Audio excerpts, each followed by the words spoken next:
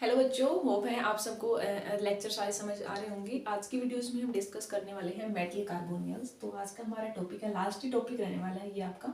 तो इसमें हम क्या देखेंगे, मेटल कार्बोनियल की प्रिपरेशंस देखेंगे, उसका मॉलिक्यूलर ऑर्बिटल डायग्राम देखेंगे, कहाँ पे उसका यूजेस हैं। तीनों थिंग्स को हम कंप्लीट करने वाले हैं। और वैसे आपका जो सबसे सिंपल कोऑर्डिनेशन कॉम्प्लेक्स की जो प्रिपरेशन है वो तो आप कर सकते हो। वैसे सिलेबस में आपके नहीं है सीबीएसई के में, तो एचवीसी में नहीं मिलेंगी।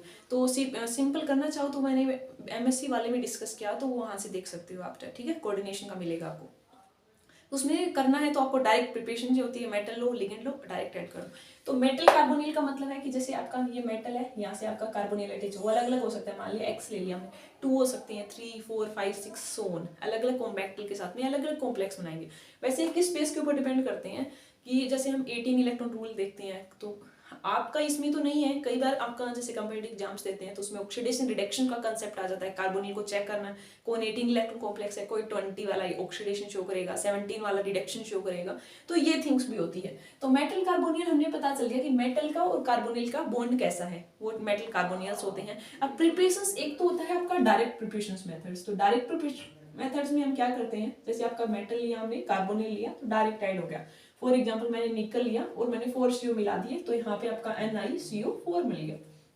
अगर इसका आप देखोगे कि 18 इलेक्ट्रॉन को भी कर रहा है, क्योंकि हमें पता है कि कार्बोनिल है 2 इलेक्ट्रॉन डोनेट करता है, तो 8 यहाँ से आगे निकल के कितने होते हैं, 10 होते हैं, तो 18, दैट मीन्स ये आपका स्टेबल है। तो आपको इस टाइप से कई बार आपको बोलते हैं मैम कि हमें पता चल गया कि डायरेक्ट प्रिपरेशन का मेथड होता है, मेटल लेंगे लिगेंड। तो हमें क्या पता चलेगा कि किसी में हम 4 लिगेंड ऐड करते हैं, किसी में 5 ऐड करते हैं, किसी में 3, किसी में 6। तो उसके लिए आप फैक्टर देखो 18 इलेक्ट्रॉन रूल, ठीक है। उसकी हेल्प से आपको ये पता चले कितना लिगेंड है, आपको 18 पूरा करना है। मेटल का देख लो, 18 में से माइनस कर दो, जितनी कमी है उतनी लिगेंड अटैच कर दो। अब मान लो कि ये तो मैंने निकल का लिख दिया, अब मैं मान लो मैं मैंगनीज का लिख देती, तो मैंगनीज का हम MnCO5 करते हैं। क्यों करते हैं, यहाँ पे देखो MnCO 5 दूनी 10 हो गया, मैंगनीज का 25 7 हो गया, नेगेटिव भी मिलता है आपको, तभी आपका 18 कॉम्प्लेक्स बनाता है, ठीक है। तो इस टाइप से भी आपको मिल सकते हैं। मान लो अगर ये 6 होता और फिर +1 लॉस कर देते तो 18 इलेक्ट्रॉन कॉम्प्लेक्स है। तो ये एक तो होता है आपका डायरेक्ट प्रिपरेशन मेथड, मेटल लो लिगेंड का ऐड कर दो, डायरेक्ट आपका एडिशन हो जाएगा, ठीक है। और एक होता है सब्स्टिट्यूशन में, मतलब आप रिप्लेस करके भी कर सकते हो, बहुत सिंपल है। अब हम इसका एमओ डायग्राम देखते हैं।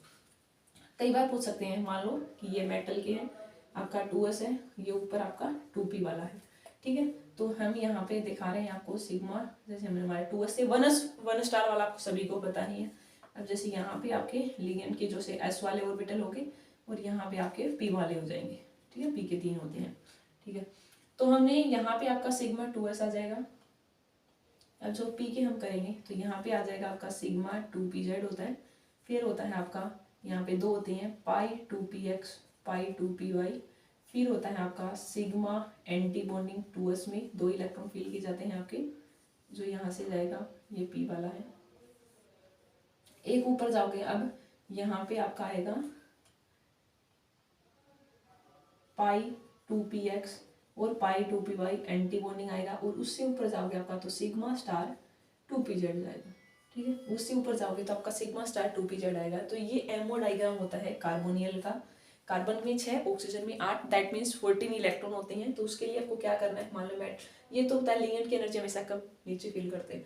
तो ये तो हो गया आपका 2s में इलेक्ट्रॉन फील करते हैं पहले, बाद में सिग्मा 2pz होता है, फिर पाई 2px पाई 2py में इलेक्ट्रॉन। अब हमें पता है कि ऑक्सीजन का 14 इलेक्ट्रॉन हो गए, तो 2 4 तो वहां पे फिल, अभी मैं 10 इलेक्ट्रॉन और फिल करते हैं। इसके नीचे ग्रुप तो 1s भी है और 1 स्टार भी है, वो भी आप कर सकते हो। मेनली यहाँ से आप देख लो 2 इलेक्ट्रॉन यहाँ, 4 तो हो गए, 4 2 6 हो गए आपके, 7 और 8 9 और 10 हो गए, ठीक है। मतलब यहाँ से आपको 10 इलेक्ट्रॉन फिल करने, 2 4 5 6 7 8 9 एंड 10, ठीक है। एंटी बॉन्डिंग में आपका कोई पूछ ले कि कार्बोनियल्स का होमो क्या है, लूमो क्या है। होमो होता है हाईएस्ट ऑक्यूपाइड मॉलिक्यूलर ऑर्बिटल, मतलब जो इलेक्ट्रॉन फील किए गए सबसे ज्यादा हाई एनर्जी वाले में, तो ये इसका होमो गया सिग्मा स्टार 2s, मतलब एंटी बॉन्डिंग। लूमो क्या होता है, जो vacant lowest unoccupied molecular orbital, इसका लोवेस्ट क्या है पाई 2px पाई 2p एंटी बॉन्डिंग। तो ये इसका होमो होता है आपका, ये होमो होता है और ये आपका लूमो होता है। तो ये आपने मेटल कार्बोनियल का हमने मॉलिक्यूलर ऑर्बिटल डायग्राम बना लिया। अब आपसे इसमें पूछेंगे बॉन्डिंग से क्वेश्चन, 2 टाइप से हो सकती है। मान लो एक मेटल आपकी, एक कार्बोनियल है, तो आपके 2 टाइप से डोनेशन है। एक तो हम इसमें सिग्मा डोनेशन पढ़ते हैं, एक इसमें हम बैक डोनेशन पढ़ते हैं। तो देखो सिग्मा डोनेशन तो कब होती है, 2 थिंग्स हो सकती है। अगर मेटल है वो अगर इलेक्ट्रॉन कर रही है कार्बन, मतलब अपने इसको दे रही है लिगेंड को, तो आप समझो कि मेटल अगर लिगेंड को इलेक्ट्रॉन दे रही है तो उसको हम क्या बोलते हैं, बैक डोनेशन बोलते हैं, मतलब बैक बॉन्डिंग होती है वहां पे।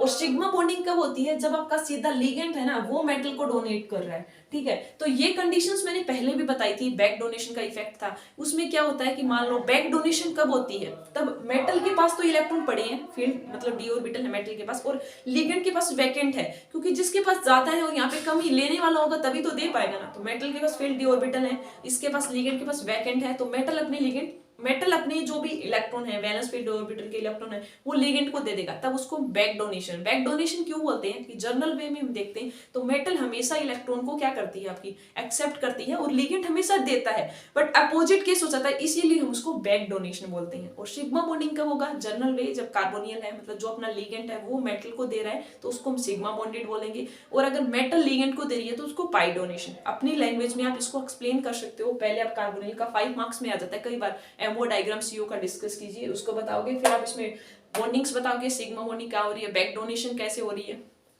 ठीक है। और आगे हम जैसे ओएमसी का पढ़ते हैं ना, ऑर्गेनोमेटालिक केमिस्ट्री, तो उसमें बैक बॉन्डिंग काफी इंपॉर्टेंट होती है, क्वेश्चन भी पूछी जाती है कि बैक डोनेशन क्या है, कि मेटल के ऊपर आप चार्ज इंक्रीज कर दो, डिक्रीज कर दो, साइज का, ये डिफरेंट फैक्टर होते हैं, अभी आपके नहीं है तो इसलिए हम डिस्कस नहीं कर रहे। ओएमसी हम डिस्कस करेंगे लाइक बीएससी एमएससी की, तो उसमें हमें इन डिटेल पढ़ना पड़ता है, सारे फैक्टर इफेक्टिव, बैक डोनेशन किससे इफेक्ट होती है, ठीक है, वो थिंग्स है। तो इसमें हमने आपका बॉन्डिंग्स का भी देख लिया, बॉन्डिंग्स का देख लिया, प्रिपरेशंस देख ली, और इसमें आपका ये देख लिया दोनों टाइप्स की बॉन्डिंग को एक्सप्लेन। अब आपका पूछ सकते हैं कि आपका यूज क्या है। सबसे एक जैसे मेटल कार्बोनियल्स होते हैं ना, जो सिस्प्लेटिन होती है, एंटी कैंसर ड्रग होती है जो अपनी, ठीक है, तो उसके अंदर इसका यूज किया जाता है मेटल कार्बोनियल्स का, मतलब डिफरेंट टाइप के हो सकते हैं ना वहाँ पे कार्बोनियल्स।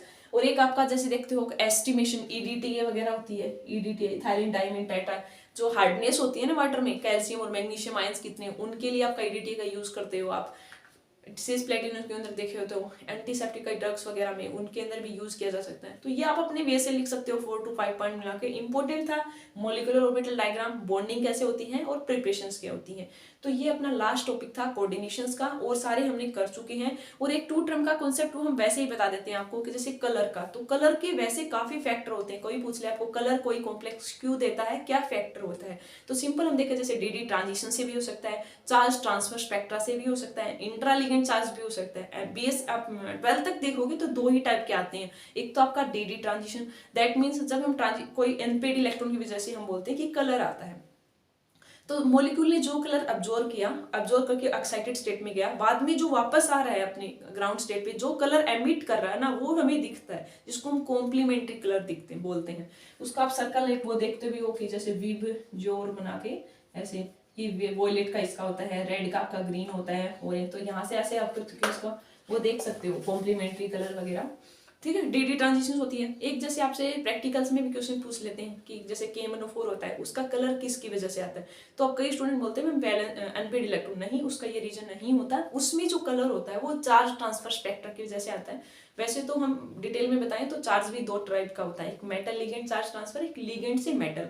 तो वहां पे आपका क्या होता है कि मेटल हाईएस्ट ऑक्सीडेशन स्टेट में होती है +7 में, तो वहां पे लिगेंड डोनेट करता है मेटल को, तो LMCT चार्ज ट्रांसफर, उसकी वजह से उसका पर्पल कलर होता है, ठीक है। तो प्रैक्टिकल्स के भी हम काफी डिटेल्ड वीडियो लेके आएंगे ताकि सभी स्टूडेंट्स के उसमें कंसेप्ट क्लियर हो जाएं, ठीक है। तो आई होप आपको कोऑर्डिनेशन की जो जर्नी थी वो हमारी अच्छी रही होगी। अब हम जो अपने ऑर्गेनिक के चैप्टर्स और रहते हैं आपके अल्कोहल फिनोल कार्बोक्सिलिक वाले, उनको हम कोशिश करेंगे कंप्लीट करवाने की।